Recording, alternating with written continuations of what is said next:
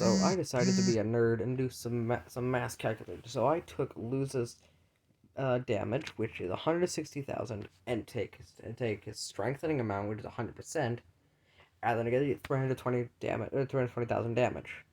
Take the 320,000 minus 20%, which is from a talent orb S defense up relic that lowers it to 256,000 damage.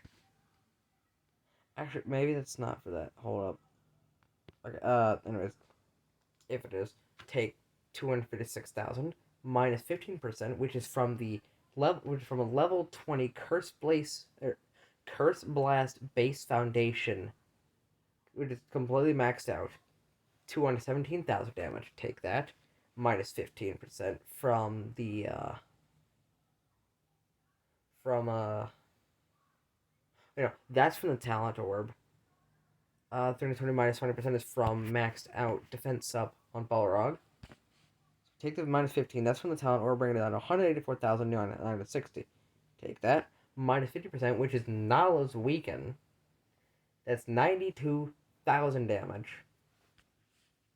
But just in case, I did plus 20%, which is the extra 20% health from or to Balrog, get 13,824 damage. Now let's take 92,480. 92,480 minus 124,800. Negative 32,000, which leaves Balrog at level 60 with the defense up as talent orb, maxed out Curse Blast base foundation, plus Nala's weaken, and his defense up talent maxed out. He's left with 32,320 health, which is within the strengthening point of Balrog. But this all matters when Luza is strengthened.